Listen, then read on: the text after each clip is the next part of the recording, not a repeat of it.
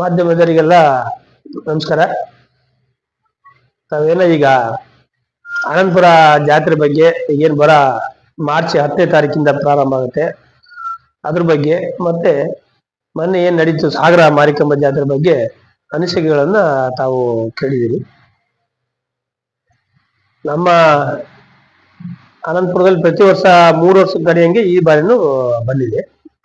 ಅದಕ್ಕೆ ಈಗಾಗಲೇ ಎಲ್ಲ ನಮ್ಮ ಸಮಿತಿಯವರು, ಈಗಿನ ಸಮಿತಿಯವರು, ಹಿಂದೂ ಸಹ ನಮ್ಮ ಅನಂತಪುರದಲ್ಲಿ ಮಾರಿಕಂಬ ಸಮಿತಿಯವರು ಬಹಳ ಜವಾಬ್ದಾರಿಯಿಂದ ಬಹಳ ನೀಟಾಗಿ ಜಾತ್ರೆ ನಡೆಸಿ ಬಂದರೆ, ಈಗಿನ ಸಮಿತಿಯವರು ಸಹ ನಮ್ಮ ಗ್ರಾಮ ಪಂಚಾಯತಿಯ ಮಾಜಿ ಅಧ್ಯಕ್ಷರು ಅವರೇ ಈಗ ಸಮಿತಿ ಅಧ್ಯಕ್ಷರಾಗಿದ್ದಾರೆ. ಮತ್ತೆ ಅದಕ್ಕೆಲ್ಲ ಈ ಭಾಗದಲ್ಲಿ ಸುಮಾರು ಒಂದು 50 ಹಳ್ಳಿ, ಒಂದು 50 ಹಳ್ಳಿ, 30ರಿಂದ 40 ಹಳ್ಳಿ ಸೇರುತ್ತೆ.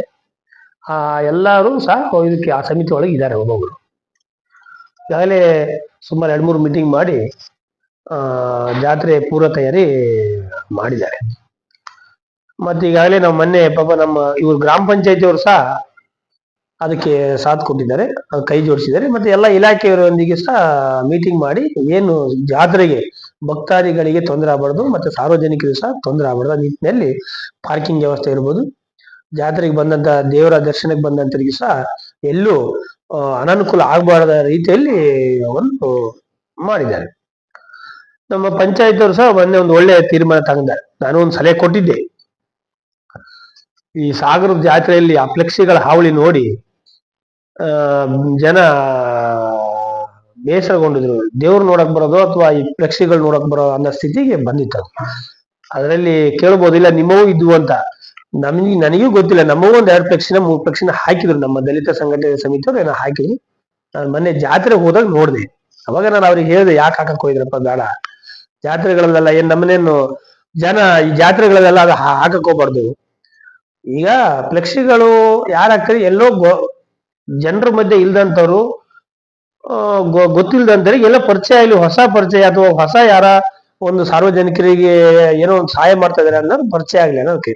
ಈಗ ನಾವೆಲ್ಲ ಹೊಸದಾಗಿ ಪರಿಚಯ ಆಗಂತ ನೋಡಿ ಫ್ಲೆಕ್ಸಿಯಲ್ಲಿ ನೋಡಿ ಪರಿಚಯ ಆಗಂತ ಅವಶ್ಯಕತೆ ಇಲ್ಲ. ಅದು ನೋಡಿ ಅದಕ್ಕಾಗಿ ನಾನು ಅನಂತಪುರ ಪಂಚಾಯತಿಯರಿಗೆ ಒಂದು ಸಲಹೆ ಕೊಟ್ಟಿದ್ದೆ. ಅವ್ರು ಅದ್ರ ಮೇರೆಗೆ ಒಂದು ಪಂಚಾಯತಿಯಲ್ಲಿ ನಿರ್ಣಯನೂ ಮಾಡಿದ್ದಾರೆ.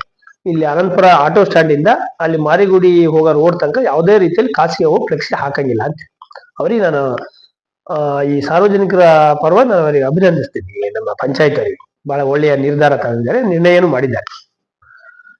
ಯಾಕೆಂದ್ರೆ ಎಲ್ಲೋ ಒಂದ್ ಕಡೆ ದೇವ್ರನ್ನ ದರ್ಶನ ಮಾಡಕ್ ಬರ್ತಾರೆ ಅಂತ ಸಂದರ್ಭದಲ್ಲಿ ಯಾ ಕಡೆ ನೋಡಿದ್ರು ಬರೀ ಖಾಸಗಿ ಅವರ ಫ್ಲೆಕ್ಸಿಗಳು ಇದ್ಬಿಟ್ರೆ ಎಲ್ಲೋ ಒಂದ್ ಕಡೆ ಭಕ್ತಾದಿಗಳು ಎಲ್ಲೋ ಒಂದ್ ಕಡೆ ಮನಸ್ಸಿಗೆ ಬೇಜಾರ ಅನ್ಸ್ಬಾರ್ದು. ಆ ದೃಷ್ಟಿಯಿಂದ ನಾನು ಹೇಳಿದ್ದೆ, ಅದನ್ನ ಮಾಡಿದ್ದಾರೆ. ಇಲ್ಲಿ ಜಾತ್ರೆ ದೇವರ ಜಾತ್ರೆ ಆಗ್ಬೇಕು ಬಿಟ್ರೆ ಇಲ್ಲೆಲ್ಲ ಒಂದ್ ಕಡೆ ರಾಜಕಾರಣ ಆಗ್ಬಾರ್ದು. ನನಗೆ ಬಹುಶಃ ನನಗೆ ಸಾರ್ವಜನಿಕರು ಹೇಳಿದ್ದು, ವಲಯದಲ್ಲಿ ಚರ್ಚೆ ಆಗ್ತಾ ಇರೋದು, ಸಾಗರದಲ್ಲಿ ಶಾಸಕರು ಮತ್ತೆ ಅವರ ಒಂದಿಷ್ಟು ಜನ ಬೆಂಬಲಿಗರು, ಎಲ್ಲರೂ ಒಂದಿಷ್ಟು ಜನ ಬೆಂಬಲಿಗರು ಜಾತ್ರೆನೆಲ್ಲ ಒಂದ್ ಕಡೆ ರಾಜಕೀಯವಾಗಿ ಬಳಸಿದ್ರು. ರಾಜಕೀಯವಾಗಿ ಅದನ್ನ ಬಳಸಿನಕ್ಕೋಸ್ಕರ ನಾನಾ ರೀತಿಯ ತಂತ್ರಗಳನ್ನು ಮಾಡಿದ್ರು. ಆ ದೃಷ್ಟಿಯಿಂದ ಅಲ್ಲಿ ಬಂದಂತ ಭಕ್ತಾದಿಗಳು 5-6 ತಾಸು ಕಾಯಂತ ಸ್ಥಿತಿ ನಿರ್ಮಾಣ ಆಯ್ತು ಅಂತ ಸಾರ್ವಜನಿಕರ ವಲಯದಲ್ಲಿ ಚರ್ಚೆ ಆಗ್ತಾ ಇದೆ. ಆ ನಿಟ್ಟಿನಲ್ಲಿ ನಮ್ಮ ಅನಂತಪುರದಲ್ಲಿ ಆಗ್ಬಾರ್ದು ಅನ್ನೋದು ದೃಷ್ಟಿಯಿಂದಲೇ ನಮ್ಮ ಸಮಿತಿಯವರು ಮತ್ತೆ ಪಂಚಾಯತಿಯವರು ಒಳ್ಳೆ ನಿರ್ಧಾರ ಮಾಡಿದ್ದಾರೆ. ಇನ್ನೊಂದ್ ಕಡೆ ಅಧಿಕಾರಿಗಳನ್ನು ಸಹ ಇಷ್ಟು ವರ್ಷ ನಾವು ನೋಡಿದೀನಿ. ನಾನು ಈಗ ಸುಮಾರು ಒಂದು 25 ವರ್ಷದಿಂದ ಸಾಗರ ಜಾತ್ರೆನೂ ನೋಡಿದ್ದೀನಿ.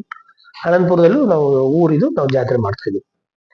ಅಧಿಕಾರಿಗಳನ್ನ ಈ ಕಾಗೋಡು ತಿಮ್ಮಪ್ಪನವರು MLA ಆಗಿದ್ರು, ಮಂತ್ರಿ ಆಗಿದ್ರು, ಹಾಲಪ್ಪನವ್ರು ಮಂತ್ರಿ ಆಗಿದ್ರು, MLA ಇಲ್ಲಿ ಸಾಗರದಲ್ಲಿ 5 ವರ್ಷ MLA ಆಗಿದ್ರು. ಆದ್ರೆ ಈ ರೀತಿ ಅಧಿಕಾರಿಗಳನ್ನ ಇಟ್ಕೊಂಡು ಇವರು ಒಬ್ಬ ಶಾಸಕರೇ ಹೋಗಿ ನಿಂತ್ಕೊಂಡು AC ತಹಸೀಲ್ದಾರ್ ಎಲ್ಲ ನಿಂತು ಹೋಗಿ ಬಳೆ ಹಂಚೋದು ಅಥವಾ ಕುಂಕುಮ ಹಂಚೋದು ಅಥವಾ ಜನರನ್ನು ಮಾಡೋದಂಥದ್ದು ಇತಿಹಾಸದಲ್ಲಿ ಇದೆ ಫಸ್ಟ್ ಆಗಿರೋದು. ಅದಕ್ಕೆ ಆದಂತ ಒಂದು ಸಮಿತಿ ಇರ್ತವೆ, ಅದಕ್ಕೆ ಆದಂತ ಮಾರಿ ಜಾತ್ರೆಯನ್ನ ಮಾಡ್ಕೊಂಬಂದಂತ ಒಂದಿಷ್ಟು ಜನ, ಅನೇಕ ಜನ ಅದಕ್ಕೆ ಸಾಥ್ ಕೊಟ್ಟಂತ ಇದ್ದಾರೆ. ಅದನ್ನ ಅವರು ನೀಟಾಗಿ ಮಾಡ್ಕೊಂಬಂದಾರೆ ಎಷ್ಟೋ ವರ್ಷಗಳಿಂದ. ಆದ್ರೆ ಈಗಿನ ಮೊನ್ನೆ ಜಾತ್ರೆ ನೋಡಿದ್ರೆ ಎಲ್ಲೋ ಒಂದ್ ಕಡೆ ಶಾಸಕರು ಆ ರೀತಿನ ಮಾಡಿರೋದು, ಅಲ್ಲಿ ರಾಜಕೀಯ ಬೆರೆಸಿ ಇವರೇ ಹೋಗಿ ನಿಂತು ತಹಸೀಲ್ದಾರು AC ಅವರೆಲ್ಲ ಹೋಗಿ ನಿಂತು ಮಾಡೋದ್ರಿಂದ ಅಲ್ಲಿ ಅಧಿಕಾರಿಗಳು, ಸಣ್ಣ ಹಂತದ ಅಧಿಕಾರಿಗಳಿಗೆ ಅವರಿಗೆ ಬಹಳ ಗಲಿಬಿಲಿ ಆಯ್ತು. ಯಾರನ್ನ ಒಳಗ್ ಬಿಡ್ಬೇಕು, ಯಾರನ್ನ ಬಿಡಬಾರ್ದು. ಅಲ್ಲಿ ನೋಡಿದ್ರೆ AC ಇದ್ದಾರೆ, ತಹಸೀಲ್ದಾರ್ ಇರ್ತಾರೆ, ಇನ್ನೊಂದ್ ಕಡೆ ಶಾಸಕರು ಇರ್ತಾರೆ.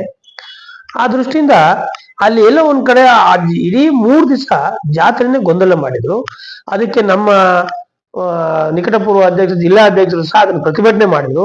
ಆ ಪ್ರತಿಭಟನೆ ಮಾಡಿದ ನಂತರ ಎಲ್ಲ ಒಂದ್ ಕಡೆ ಒಂದಿಷ್ಟು ಸರಿಪಡಿಸಂತ ಕೆಲಸ ಅಧಿಕಾರಿಗಳು ಮಾಡಿದ್ರು, ಪೊಲೀಸ್ ಇಲಾಖೆ ಮಾಡಿದ್ರು. ಇಲ್ಲದೆ ಹೋಗಿದ್ರೆ ಇನ್ನೂ ಅನಾನುಕೂಲ ಆಗ್ತಿತ್ತು. ಅವತ್ತು ನಮ್ಮ ಮೇಘರಾಜ್ ಅವರ ಅಧ್ಯಕ್ಷರು ಪ್ರತಿಭಟನೆ ಮಾಡದೆ ಹೋಗಿದ್ರೆ. ಅದೃಷ್ಟಿಯಿಂದ ಎಲ್ಲ ಒಂದ್ ಕಡೆ ಅಧಿಕಾರದಲ್ಲಿ ಇದ್ದಂಥವ್ರು ಅಧಿಕಾರಿಗಳು ಸಹ ಶಾಸಕರು ಏನೇ ಹೇಳಿದ್ರು, ಒಬ್ಬ ತಹಸೀಲ್ದಾರು, AC ಅವರು, DSP ಅಂದ್ರೆ ಒಂದು ತಾಲೂಕಿನ ಹಿಡಿತಾ ಇದ್ದಂಥವ್ರು ಅವರೆಲ್ಲ. ಶಾಸಕರು ಏನೇ ಹೇಳಿದ್ರು, ರಾಜಕಾರಣಿಗಳು ನಾವ್ ಏನಾದ್ರು ಹೇಳ್ಬೋದು ನಮಗೆ ಬೇಕಾದಂಗೆ, ಆದ್ರೆ ಅಧಿಕಾರಿಗಳು ಹಾಗಲ್ಲ.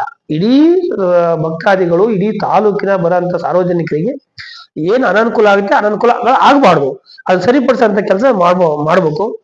ಅವ್ರು ಹೇಳಿದಂಗೆ ಎಲ್ಲ ಒಂದ್ ಕಡೆ ತಾಳಕ್ ತಕ್ಕಂತೆ ಕುಣಿಬಾರ್ದು.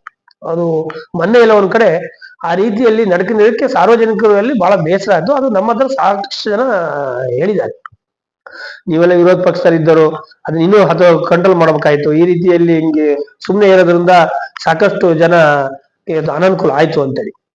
ದೃಷ್ಟಿಯಿಂದ ಇನ್ ಮುಂದಿನ ದಿನಗಳೆಲ್ಲರೂ ಸಹ ಶಾಸಕ ಸ್ಥಾನಕ್ಕೆ ಜವಾಬ್ದಾರಿಯಿಂದ ನಡ್ಕೋಬೇಕು. ಅಧಿಕಾರಿಗಳು ತಮ್ಮ ಏನು ವ್ಯಾಪ್ತಿಯಲ್ಲಿ ಕೆಲಸ ಮಾಡಬೇಕು ಅದನ್ನ ಮಾಡ್ಬೇಕು. ಬಿಟ್ರೆ ಎಲ್ಲೋ ಒಂದ್ ಕಡೆ ಅದನ್ನ ದುರುಪಯೋಗಗಳು ಆಗ್ಬಾರ್ದು ಅನ್ನೋದು ಈ ಮೂಲಕ ನಾನು ಮನವಿ ಮಾಡ್ತೀನಿ. ಈಗ ಅವ್ರು ಹೇಳ್ಬೋದು, ಶಾಸಕರು ಬಹಳ ನಿತ್ತು ಅವ್ರಿಗೆ ಬೆಂಬಲಿಗರು ಹೇಳ್ಬೋದು ನಾಳೆ, ಇಲ್ಲ ಬಹಳ ಶಾಸಕರು ನಿತ್ತು ಎಲ್ಲಿ ಗಲಾಟೆಗಳು ಇದಾಗಲ್ದಂಗೆ ಮಾಡಿದ್ದಾರೆ ಅಂತೇಳಿ. ಅದನ್ನ ಒಬ್ಬ ಶಾಸಕರಾಗಿ ಜವಾಬ್ದಾರಿಯಿಂದ ನಿತ್ತು ಅಧಿಕಾರಿಗಳಿಗೆ ಎಲ್ಲಿ ಕರೆದು ಮೀಟಿಂಗ್ ಮಾಡ್ಬೇಕು ಅದನ್ನ ಮಾಡ್ಬೇಕು. ಇವ್ರು ಏನ್ ಮಾಡಿದ್ರು ಅಂದ್ರೆ ಹೇಳಿ, ನೋಡಪ್ಪ ಎಲ್ಲೂ ಭಕ್ತಾದಿಗಳಿಗೆ ತೊಂದರೆ ಆಗ್ಬಾರ್ದು ಅಂತ. ಆದ್ರೆ ಇವ್ರು ಮಾಡಿದ್ ಏನು ಅಂದ್ರೆ ಪ್ರತಿ ದಿವಸ 15 ದಿವಸ ಮುಂಚೆ ಮೀಟಿಂಗ್ ಮಾಡಿದ್ರು. ಈಗ ಮುಗಿದ್ಮೇಲೆ ಮೀಟಿಂಗ್ ಮಾಡಿದ್ದಾರೆ. ಅದೇನೋ ಮೊನ್ನೆ ನಾನು ನೋಡಿದೆ ಪತ್ರಿಕೆಯಲ್ಲಿ. ಅದಕ್ಕೆ ಎಲ್ಲ ಒಂದ್ ಕಡೆ ಇನ್ನೊಂದು ಸ್ವಲ್ಪ ದಿವಸದಲ್ಲಿ ತಾಲೂಕಿನ ಶಾಸಕರು, ಯಾಕಂದ್ರೆ ಎಲ್ಲದಕ್ಕೂ ಅವರೇ ಅಧ್ಯಕ್ಷರಾಗಿದ್ದಾರೆ ಸಾಗರದಲ್ಲಿ. ಈ ಮಾರಿಗುಡಿಗೂ ಅಧ್ಯಕ್ಷರಾದ್ರೂ ಆಶ್ಚರ್ಯ ಇಲ್ಲ ಕಮಿಟಿಗೆ. ಈ ನಾಗೇಂದ್ರಣ್ಣನ ತವರಿಗೆ ಚುನಾವಣೆ ಅಂತ ಇದೆ, ಈಗ ಕೋರ್ಟಲ್ಲಿ ಕಡೆಯಾಜ್ಞೆ ಇದೆ ಅಂತ. ಅದೆಲ್ಲರೂ ಆದ್ರೆ ಆ ಚುನಾವಣೆ ಮಾರಿಕಾಂಬಾ ದೇವಸ್ಥಾನ ಚುನಾವಣೆ ನಿಂತು ಆಶ್ಚರ್ಯ ಇಲ್ಲ, ಅದಕ್ಕೆ ಅಧ್ಯಕ್ಷರಾದ್ರೂ ಆಶ್ಚರ್ಯ ಏನಿಲ್ಲ. ಅವರು ಮೊನ್ನೆ ಮಾಡಿರೋ ಅಂತ ರೀತಿ ನೋಡಿದ್ರೆ, ಅದ್ರ ಚಟುವಟಿಕೆ ಬಗ್ಗೆ ಅದ್ರ ಹಿಂದಿರೋದು ನೋಡಿದ್ರೆ, ಹಾಗಾಗಿ ಮುಂದಿನ ದಿನಗಳಲ್ಲಿ ದೇವಸ್ಥಾನಗಳಲ್ಲಿ ಅಥವಾ ಸಾರ್ವಜನಿಕ ಪ್ರತಿ ವರ್ಷ ನಡೆಯುವಂತ ಯಾವುದೇ ಕಾರ್ಯಕ್ರಮಗಳಾಗ್ಲಿ ಸಹ ಅದು ಸಮಿತಿಯವರು ಇರ್ತಾರೋ ಅಥವಾ ಅಧಿಕಾರಿಗಳು ಇರ್ತಾರೋ ಅವರವರಿಗೆ ನಾವು ಸಲಹೆ ಕೊಡ್ಬೇಕಷ್ಟು ಬಿಟ್ರೆ, ಅದಕ್ಕೆ ರಾಜಕಾರಣಿಗಳಾಗಿ ನಾವು ಅದನ್ನ ರಾಜಕೀಯವಾಗಿ ಬಳಸಿರೋದು ಅದು ತಪ್ಪು ಅನ್ನೋದು ನನ್ನ ಅಭಿಪ್ರಾಯ.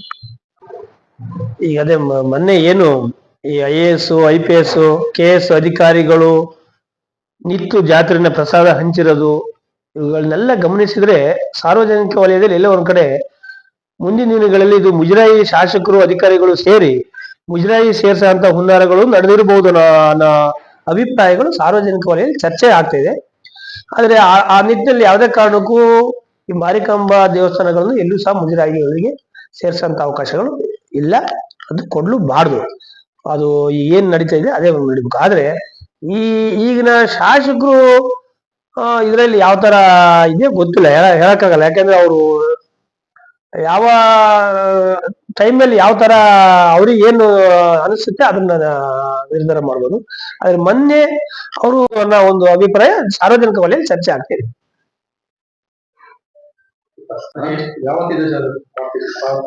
ಅನಂತರ ಮಾರ್ಚ್ 10ರಿಂದ 7 ದಿವಸ. ಆ ರೀತಿಯಲ್ಲಿ ಇಲ್ಲೆಲ್ಲ ನಾವು ಇಲ್ಲಿ ಆ ಅವಕಾಶಗಳು ಇಲ್ಲ. ಇಲ್ಲಿ ಸಮಿತಿಯವರು ಬಹಳ ಅನುಭವಿಗಳಿದ್ದಾರೆ, ಜವಾಬ್ದಾರಿಯಿಂದ ಮಾಡೋ ಅಂತರಿದ್ದಾರೆ. ಹಾಗಾಗಿ ಇಲ್ಲಿ ಯಾವುದೇ ರೀತಿಯಲ್ಲಿ ಯಾವಾಗ್ಲೂ ಆ ತರ ರಾಜಕಾರಣಿಗಳು ಎಂಟ್ರಿ ಆಗೋದು, ರಾಜಕಾರಣಿಗಳು ಬರ್ತಾರೆ, ದರ್ಶನ ಮಾಡ್ತಾರೆ ಅಥವಾ ಕಾರ್ಯಕ್ರಮ ಕರೀತಾರೆ, ಅದೆಲ್ಲ ಕಾರ್ಯಕ್ರಮ ಆದ್ಮೇಲೆ. ಆದ್ರೆ ಈ ರೀತಿಯ ಸಾಗರದಲ್ಲಿ ಮೊನ್ನೆ ಆ ರೀತಿಯಲ್ಲಿ ಇಲ್ಲೆಲ್ಲ ನಡೆಯಲ್ಲ. ಸಲಹೆ ಕೊಡ್ಬೋದು ಅವರು, ಒಂದು ವೇಳೆ ಸಲಹೆ ಸಹಕಾರ ಕೊಡ್ಬೋದು, ಯಾರೇ ಆಗ್ಲಿ, ನಾನಾದ್ರೂ ಕೊಡ್ಬೋದು, ಶಾಸಕರು ಕೊಡ್ಬೋದು, ಮತ್ತೆ ಇನ್ನೂ ಯಾರಾದ್ರೂ ಕೊಡ್ಬೋದು. ಆದ್ರೆ ಅದನ್ನ ರಾಜಕೀಯವಾಗಿ ಬಳಸಿನ ಅಂತ ಇದಕ್ಕೆ ನಾವು ಇಲ್ಲಿ ಅವಕಾಶ ಕೊಡಲ್ಲ. ಆ, ಮತ್ತೆ ಬಹಳ ನಾನು ಹಿಂದೆ ನಾನು ಈ ಕ್ಷೇತ್ರದಲ್ಲಿ ತಾಲೂಕ್ ಪಂಚಾಯತಿ ಮೆಂಬರ್ ಆಗಿ ಜಿಲ್ಲಾ ಪಂಚಾಯತಿ ಮೆಂಬರ್ ಆದವು. ಅಂತ ಸಂದರ್ಭದಲ್ಲಿ ಸಹ ಸಾಕಷ್ಟು ಜಾತ್ರೆ ನಾನು ಈಗಾಗಲೇ ಒಂದು 6-7 ಜಾತ್ರೆ ಮಾಡಿದೆವು ನನ್ನ ಅನುಭವದಲ್ಲಿ. ಇಲ್ಲಿ ಯಾವುದೇ ರೀತಿಯಲ್ಲಿ ರಾಜಕೀಯವಾಗಿ ಬಳಸಿದ ಹಂತದಲ್ಲಿ ರಾಜಕೀಯವಾಗಿ ಮಾಡಲ್ಲ. ನಿಸ್ವಾರ್ಥವಾಗಿ ಇಲ್ಲಿ ಜಾತ್ರೆ ನಡೀತದೆ.